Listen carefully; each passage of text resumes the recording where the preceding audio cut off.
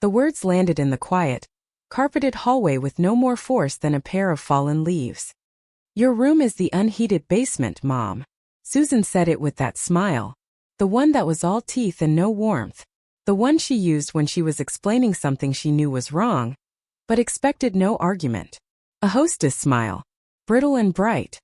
My son David, her husband, was busy with a suitcase. His back was to me. A posture he had perfected over the last 20 years. A posture of convenient distraction. I stood there in my good coat, the heavy wool one I'd had for a decade. My purse was still looped over my arm. The drive from the airport had been long, filled with their chatter about work, about the children's school, about a vacation they were planning for the spring. A vacation to which I was not invited. I was used to that. I had listened, nodding in the back seat, watching the gray blur of the winter highway.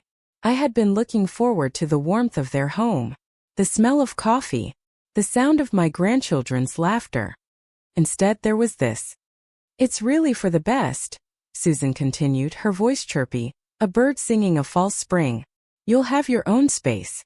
Complete privacy. There's a cot down there and everything. We just had the plumber check the pipes, so the half bath works perfectly. A cot. Not a bed. A cot. I am 73 years old. My bones ache when the damp gets in. My blood has thinned. I have earned, I thought, a bed. In a warm room. David finally turned, avoiding my eyes. He hefted my suitcase. It'll be fine, Mom. Just for the visit. The kids have their rooms and we can't ask them to double up. Not with finals coming up for Lily. Lily was 16. Her finals were a month away. My other grandchild, Jordan, was 12. His room was filled with video games and posters of men who looked angry. He rarely came out of it. I looked past them down the hallway. I could see the door.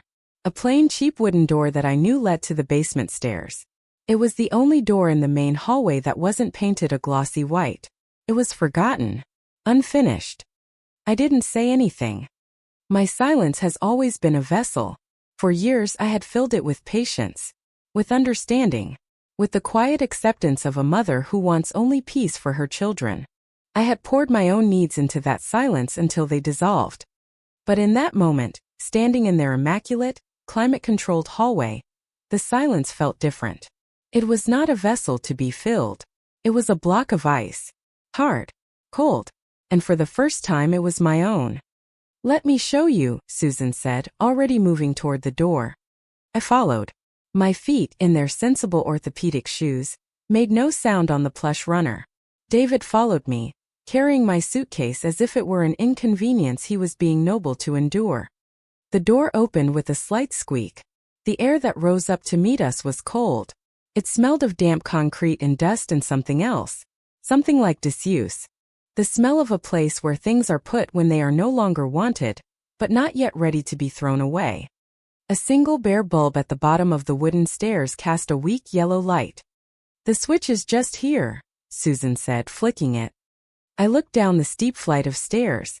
They were unfinished wood, splintery at the edges. No railing on one side. I thought of my hip, the one the doctor said was showing its age. I thought of my balance, not what it once was. A fall was not an abstract concept at my age. It was a doorway to a different kind of life. A life of dependency I had fought so hard to avoid. We put a little area rug down, Susan added, as if that would change the geography of the place. I descended the stairs carefully, one hand flat against the cold cinder block wall.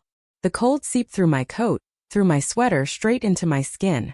It was a living thing, this cold. David came down behind me and set my suitcase next to the cot. The cot was metal army style. A thin mattress was laid upon it. A single pillow, flat as a pancake, and a folded blanket sat at its foot. The blanket was not one of the plush throws from the living room upstairs. It was an old pilled acrylic thing I recognized from David's college dorm room. The area rug was a small faded floral pattern. It covered a patch of the concrete floor, an island in a sea of gray. In the corner was the promised half bath, a toilet and a small sink behind a flimsy accordion door. The rest of the basement was a landscape of forgotten things. Boxes piled high labeled in Susan's neat, sharp handwriting. Christmas decorations, college textbooks, Baby clothes and old exercise bike stood draped in cobwebs. I was another box, labeled Mom stored for the holidays. See? Susan's voice echoed slightly in the large empty space. Lots of room. I ran a hand over the thin blanket. It was rough. It would not keep out this cold. Thank you, I said. The words felt like stones in my mouth. Great. Susan clapped her hands together once. We'll let you get settled. Dinner is at 7. Just come up whenever. They turned and went back up the stairs. The door at the top closed with a solid click, and the sound of their footsteps receded down the hall. I was alone. The only sound was the hum of the furnace in the far corner of the basement, a furnace whose warmth was not directed down here.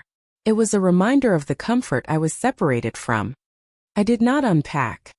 I sat on the edge of the cot. The metal frame groaned under my weight. I kept my coat on. I pulled my purse into my lap, clutching it like an anchor. I looked at my hands. They were steady. My mother's hands. Hands that had braided hair, snapped beans, kneaded dough, and held fevers. Hands that had worked 2 jobs after my husband, James, passed. Hands that had signed the tuition checks for the education that allowed my son to buy this big, beautiful house with its heated rooms and its unheated basement. My hands did not tremble. Not yet. I sat there for a long time. An hour. Maybe more. The light from the single bulb seemed to grow weaker as the winter afternoon faded outside. No windows down here. No way to tell the time of day. I thought about other times. The Christmas they told me not to bring my sweet potato pie because Susan's friends were on a low-carb diet. I brought it anyway. It sat on the counter untouched. The time they changed their phone number and forgot to tell me for 2 weeks. The birthdays where my card arrived a day late because they'd given me the wrong zip code. Each one had been a small thing. A paper cut. I had put a bandage on each one and told myself it was nothing. An oversight. A misunderstanding. They were busy, so busy. But you can only get so many paper cuts before you bleed out. This was not a paper cut. This was a severing. They had put me in the ground before I was dead. A deep, profound calm settled over me. It was not anger. Anger is a hot, messy emotion. This was cold. It was the clarity of ice. The hurt was there, a deep, resonant ache, but the decision formed around it, like a pearl forming around a grain of sand. I would not be staying here. Not in this house. Not in this role. I stood up. My joints protested the cold. I walked over to my suitcase. I opened it. Tucked inside my folded clothes was a small electric kettle and a jar of instant chicory coffee. I had learned long ago to bring my own comforts. I never presumed they would be provided. I filled the kettle from the tap in the small cold bathroom. The water ran rusty for a moment before clearing. I plugged it in an outlet near the furnace. While the water heated, I took the quilt from my suitcase. My grandmother, Adele, had made it. 100 scraps of color. 100 pieces of our family's life, stitched together with strong, steady hands. It was heavy. It held history. It held warmth. I spread it over the thin, sad blanket on the cot. The vibrant colors seemed to defy the grayness of the room. The kettle clicked off. I made my coffee in the mug I had also brought from home. I sat on the cot on top of my grandmother's quilt, and I sipped the hot, bitter drink. Each sip was a promise to myself. I would not make a scene. I would not cry. I would not yell or demand or explain. Explaining was for people who believed they could be understood. I was done with that belief. My actions would be my explanation. I finished the coffee. I rinsed the mug in the tiny sink. I placed everything neatly back in my suitcase, except for the quilt. I would need that for the night. Then I lay down on the cot, fully dressed, my coat still on. I pulled my grandmother's quilt up to my chin. The cold of the room was still there, but the cold inside of me had been replaced by something else. Resolve. It was a foundation, solid and unshakable. I was going to build a new house on it, a house of my own. I did not sleep much that night. The furnace would click on and off, a ghost in the machine. I could hear the muffled sounds from upstairs. The television. Their laughter. The sound of footsteps crossing the floor above my head. Each one a reminder of the life I was not a part of. I wasn't sad. I was simply observing.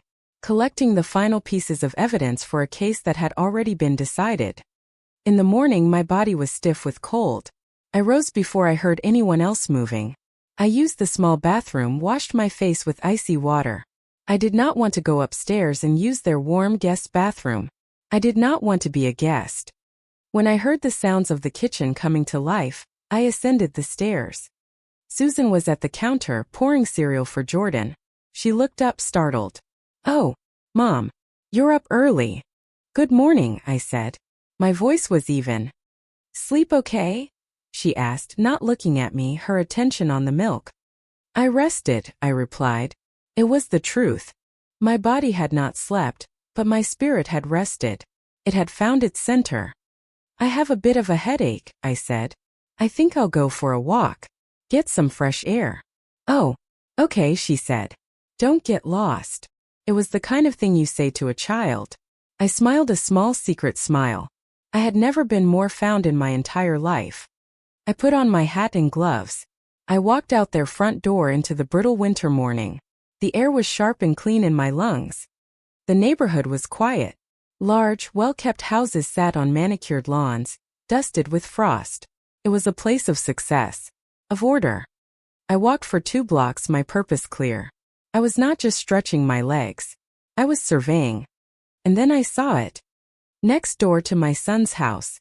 A smaller house, a tidy brick ranch style with a neat dormant garden in the front. And planted in the lawn a sign. A red and white sign. For sale. I stopped on the sidewalk. I stood there and looked at that house. It was not as grand as David's. It was modest, humble, but it looked solid. It looked warm. It had large windows that would let in the morning sun. An idea so audacious and so perfect bloomed in my mind. I took out the small notepad and pen I always carry in my purse. I wrote down the name and number of the real estate agent on the sign. Then I continued my walk. I found a small coffee shop a few blocks away. I ordered a real coffee, hot and black, and a piece of toast. I sat in a warm booth and used the disposable phone I had purchased at a pharmacy along the way. I called the number. A cheerful voice answered. "Century 21, this is Brenda speaking." "Good morning, Brenda," I said. "My name is Esther Mae Washington. I'm calling about the property on 412 Maple Crest Drive. The house next door." I spent the next 2 hours on that phone. I called the real estate agent. I called my bank in my hometown. I called Mr. Abernathy, the lawyer who had handled James's will 20 years ago. I was calm. I was efficient. I knew exactly what I had, what I needed, and what I was going to do. When I returned to David and Susan's house, it was nearly lunchtime. They were both in the kitchen on their laptops. They barely looked up. "Feeling better, Mom?" David asked. "Much," I said. "The air did me a world of good." I went back down to the basement. My foundation. My launching pad. The next few days followed a new rhythm. My rhythm. I would wake early in the cold, go for my walks, and conduct my business. I met the realtor Brenda at the house next door. She was a kind woman with a no-nonsense air. She walked me through the rooms. The house smelled of gingerbread and old books.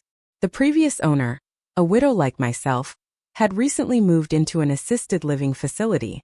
The house was empty, but it felt loved. It had good bones. A sunny kitchen. A small bedroom with an attached bath that had safety bars already installed in the shower.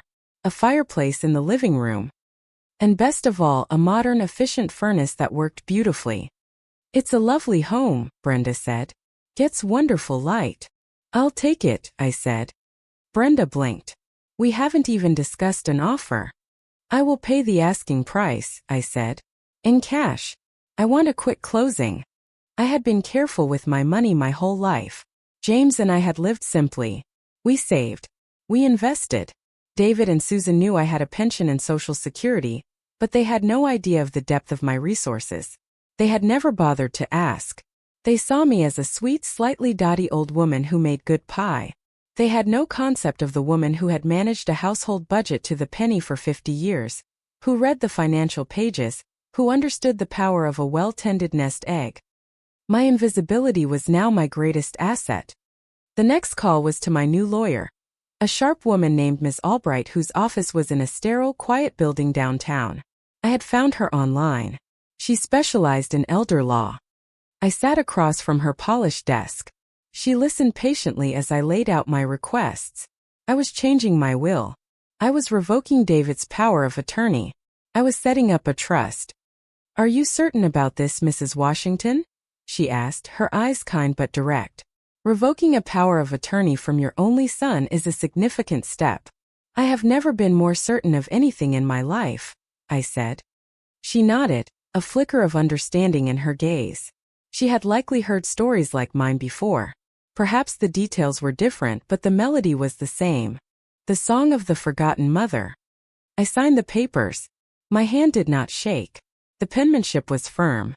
The signature of a woman who knew her own mind. Each action was a quiet declaration of independence. When I transferred the money for the house, I knew David would get an alert. He was still for a few more hours on my main checking account. A convenience he had insisted on years ago, just in case.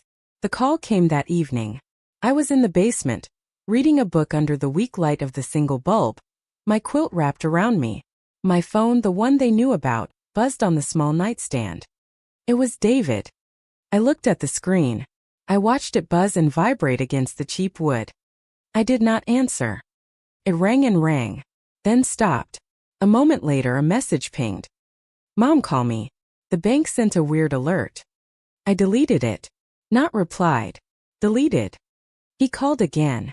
I let it go to voicemail. The voicemail, when I listened to it later, was tight with annoyance. "Mom, what's going on? There's a massive withdrawal from your account. Did you get scammed? You need to call me right now. This is serious." The concern in his voice was not for me. It was for the money. His inheritance. The money he had already spent 1,000 times in his head on vacations and cars and additions to this very house. I sat in the cold and felt nothing but a profound sense of rightness. The next day Susan tried. Her text was different. "Esther, we are very worried. You're not answering David's calls. Are you okay? Is this about something we did?" The performance of it all was breathtaking. I deleted her message too. My silence was a wall they did not know how to climb. For their entire lives I had been a source. Of comfort, of money, of babysitting, of unconditional approval. When a source runs dry, the thirsty don't inquire about the well's health. They just get angry that there's no water. Their messages grew more frantic. More accusatory. "Mom, this is childish. Pick up the phone. Esther, if you're trying to punish us for something, this is a very manipulative way to do it. You need to communicate. Communicate." I had been communicating my entire life. In the meals I cooked.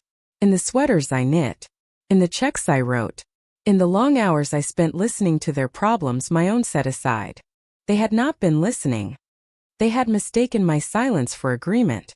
Now they were mistaking it for a weapon. It was not a weapon. It was a boundary. A closed door. Like the one at the top of the basement stairs. The one person I did communicate with was my granddaughter, Maya. She was away at college, a smart, soulful girl who had my eyes. She texted me a simple message that cut through all the noise. "Grandma, are you okay? I heard Mom and Dad talking. They sound like themselves. Just louder." My fingers, clumsy on the small screen, typed back. "I am fine, baby. Better than fine. Just making some changes." Her reply came back instantly. "Good. It's about time." Tears pricked my eyes for the first time in a week. Not tears of sadness. Tears of gratitude. To be seen. To be truly seen. It was a gift beyond measure. The closing on the house was a whirlwind. Miss Albright handled everything. The movers I hired from my hometown were discreet. They arrived on a Tuesday morning, when I knew David and Susan would be at work and the kids at school. I had them pack up my entire life from the home I had lived in for 50 years. I paid them extra for their speed and their quiet. I spent one last night in the basement. I felt a strange fondness for it. It was the place my new life had been born. The cold, dark womb of my own rebirth. The next day my things were set to arrive at my new address. 412 Maple Crest Drive. I packed the last of my things in my suitcase. My grandmother's quilt. My kettle. My mug. I folded the pilled acrylic blanket and placed it neatly on the stripped cot. I left the basement cleaner than I had found it. I walked up the stairs for the last time. I had my new keys in my pocket. I walked out the front door without a word. I did not leave a note. The unsaid was the only truth between us now. I walked across the frozen lawn that separated their house from mine. The movers were already there, carefully carrying my familiar armchair up the front steps of my new home. My home. The word felt strange and wonderful. I was directing one of the men where to place my box of books when I saw their car pull into the driveway next door. David and Susan got out. They had come home for lunch. They stood there, frozen, watching the scene unfold. Their faces were a mask of confusion. It slowly morphed into disbelief, then a dawning, horrified comprehension. They walked over, their steps hesitant at first, then quickening. They did not walk onto my property. They stood on the edge of the lawn, as if there were an invisible fence between us. "Mom!" David's voice was tight, strained. "What is this? What are you doing?" I turned to face them. I felt calm. The winter sun was on my back. I did not raise my voice. I did not need to. "You said my room was the unheated basement, David," I said, my voice clear and steady in the cold air. "I found a place with better heating." Susan's mouth opened and closed. She looked from the moving truck to my face, her mind clearly struggling to process the reality of it. This was not in her script. You bought this house?" she stammered. "I did," I said. I looked directly at her, and for the first time, I let her see the steel in my spine. "I also heard you on the phone with your friend last week, Susan. Through the heating vent in the basement. You were wondering how much longer you'd have to deal with me. I just thought I'd make it easier for you." The color drained from her face. She remembered. She knew I was telling the truth. David looked utterly lost. "Mom, we didn't mean." "Yes, you did," I said, not unkindly. "It was a statement of fact. You have been meaning it for a very long time." I was just finally ready to listen. I did not wait for their response. I had said everything that needed to be said. The rest was just noise. I turned my back on them. "That armchair goes by the fireplace, please," I said to the mover. I walked up the steps to my new front door. I walked into my new life. And I closed the door behind me. Not a slam. Quiet, decisive click. The sound of a lock sliding into place. The first few weeks were a blur of boxes and setting up. I unpacked my memories, my treasures. I put my books on the shelves. I hung pictures of James, of my parents, of Maya. I placed the photo of David and his family on a side table in the guest room, the room that was always warm, always ready, but would not be used by them. I found a rhythm. I woke with the sun in my new warm bedroom. I made coffee in my own kitchen, the smell filling the small, perfect space. I sat in my armchair by the fireplace and read. I listened to my gospel records. Mahalia Jackson's voice filled the rooms with a strength that echoed my own. I could see their house from my living room window. I watched them come and go. I saw the children leave for school. I saw David mow the lawn with an angry energy. I saw Susan get in and out of her car without a glance in my direction. They were my neighbors. Nothing more. They tried at first. They left a note in my mailbox. A rambling, confused apology that was more about their own shock than any real remorse. I read it and placed it in a drawer. David came to the door once. He knocked. I looked through the peephole. His face was crumpled with a strange mix of anger and pleading. I did not open the door. I stood there, my hand on the lock, until he walked away. My peace was too new, too precious. I would not let them disturb it. It was a fragile sapling that needed to grow strong roots before it could withstand a storm. Maya came to visit for her spring break. She walked in the front door and her face lit up. "Grandma," she breathed, looking around. "It's perfect." She hugged me, a long, fierce hug. "I'm so proud of you," she whispered in my ear. We spent the week together. We baked sweet potato pie in my sunny kitchen. We worked in the garden, preparing the soil for spring flowers. We talked for hours. I told her the whole story. She listened, her expression serious. "They just don't see you," she said, her voice quiet. "They see a role. A convenience. They forgot you were a person." out of the mouths of babes. I had redirected the trust one set up to be for her education.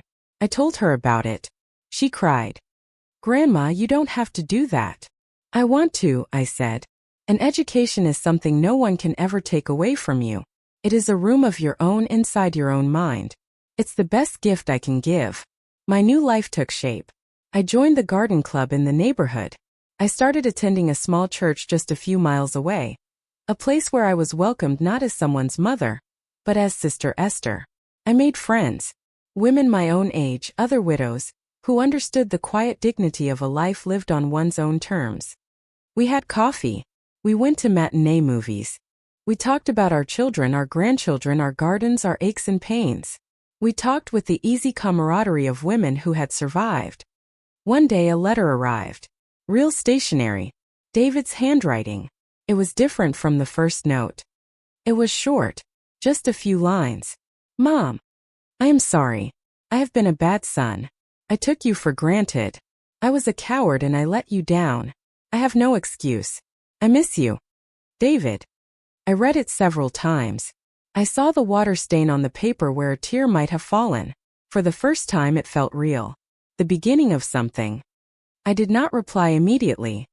I placed the letter on the mantelpiece, next to a photograph of my husband, James. I let it sit there. Healing is not an event. It is a process. Forgiveness is not a switch you flip. It is a path you walk, one slow step at a time.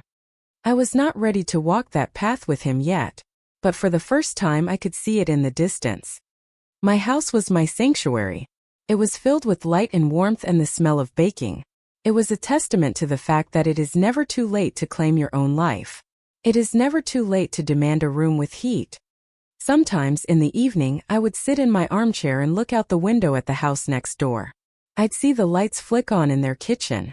I'd see the shadows of my family moving about inside. I felt no anger, no bitterness, just a quiet, settled peace. They had given me the basement, a place of darkness and cold. And from that place I had found the strength to build my own house, right in the sun. I was no longer waiting for an invitation. I was the one who decided who to let in the door. My name is Esther Mae Washington. I am 73 years old, and I am finally home. The silence I now curated was different from the silence of my past. The old silence was one of endurance, a biting of the tongue, a swallowing of needs. It was a heavy, suffocating blanket. This new silence was one of choice. It was the peaceful quiet of my own living room, the gentle hum of my own refrigerator. It was the silence of a book resting open on my lap. It was a sovereign silence. It belonged to me. I started a journal, not for anyone else to read, but for myself, to chart this new territory. March 12th. Planted the first of the gardenia bushes today. The soil was cool and rich. My hands remember this feeling. Feels like prayer. I saw Susan in her yard. She waved a small, hesitant motion. I gave a slight nod. A nod is not forgiveness. It is not an invitation. It is an acknowledgement. We are neighbors. The rest is undecided. I found joy in the smallest rituals. The precise way I steeped my tea. The nightly ritual of wrapping my hair in a silk scarf, something my mother had taught me. The way the afternoon sun slanted across the polished wood floors. These were my ceremonies. They required no audience. My relationship with Maya deepened. We spoke on the phone every Sunday. She told me about her classes, her friends, her dreams. I told her about my garden, my new friends from church, the book I was reading. I was not just her grandmother. I was a person she was getting to know. One day she asked me, "Were you scared, Grandma, when you did all that?" I had to think about it. "No, baby," I finally said. I wasn't scared. I was aligned, like a bone that's been set right after being broken. It hurt, but it was the right kind of hurt. The kind that leads to healing. I realized that was the truth. The fear had been my companion for years. The fear of making waves. The fear of being a burden. The fear of their disapproval. Once I had walked out of that basement, the fear was gone. There was nothing left they could take from me because I had already taken myself back. The seasons turned. The gardenias bloomed, their scent heavy and sweet in the summer evenings. I sat on my small porch in a rocking chair I'd bought at an antique store. I watched the fireflies blink in the twilight. Sometimes Jordan, my grandson, would be in the yard next door, throwing a ball against the side of their garage. He'd see me. At first he would duck his head and run inside. Then, one evening, he gave a little wave. I waved back. A week later he walked over. He stood at the edge of my lawn, kicking at a loose stone with his sneaker. "Hey," he said. "Hello, Jordan," I said, my voice gentle. "Mom said I should apologize," he mumbled the words, looking at the ground. "For what?" I asked. He shrugged. "I don't know. For everything, I guess." I smiled a little. "Your mother sent you." "Yeah." "An apology only means something if it comes from your own heart, child," I said. "Do you have anything you want to say from your own heart?" He was quiet for a long moment. He looked up at me, his young face serious. "Your pies are good," he said. "I miss them." I chuckled. It was the most honest thing he could have said. It was a 12-year-old's truth. "I know," I said. "Tell you what. You come back tomorrow. Not because your mother sent you, but because you want to, and I'll have a slice of sweet potato pie waiting for you." His eyes lit up. "Really? Really?" I said. He came back the next day. He sat on the porch steps while I sat in my rocker. We ate pie in a comfortable silence. It was a start. A small bridge, built not on forced apologies but on a shared slice of pie. David's letters continued to arrive. Once a month. They were different now. He told me about his work. He told me a funny story about Lily's driving lesson. He told me he was reading a book on history, something he knew I loved. He was trying to find me again. Not the role of mom, but the person Esther May. I still did not write back. Not with a letter. But one day, as I watched him struggle with a broken lawnmower, I walked over to the edge of my yard. "You have to clean the carburetor, David," I called out. "Your father had the same trouble with his." He looked up startled. His face was smudged with grease. He looked so much like James in that moment, it took my breath away. He nodded slowly. "Okay, Mom. Thanks." It was enough. For now. My life was my own. It was a quiet life, but it was full.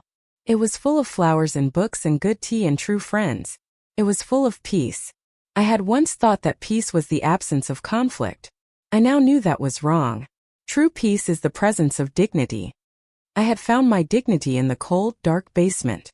I had carried it out into the sun, and I would never let it go again. One autumn afternoon, I was writing in my journal, the letter from David resting on the mantelpiece beside me. I looked at it, at his familiar looping script. I had been his mother for 50 years. That was a bond that did not just break. It had been badly damaged, stretched thin, but it was not broken. It was altered. I realized I was no longer afraid of it. I was no longer afraid of him, or of what he might ask of me, or of how he might disappoint me. My foundation was secure now. My house was in order. I could open a window without fearing the whole structure would collapse. I took out a piece of my own stationery. It was cream-colored, with a small gardenia embossed in the corner. Picked up my good pen. My hand was steady. I wrote just one sentence. "The gardenias are lovely this year." I sealed it in an envelope. I wrote his name on it. David. Not my son, just David. I put on a stamp. I walked to my mailbox at the end of the drive. I raised the little red flag. It was not a surrender. It was not even forgiveness, not yet. It was a possibility.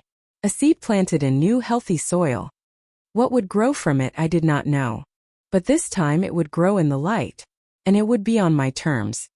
I walked back to my warm, quiet house, the architect of my own peace, the keeper of my own flame. And for the first time in a long, long time I felt completely unshakably whole.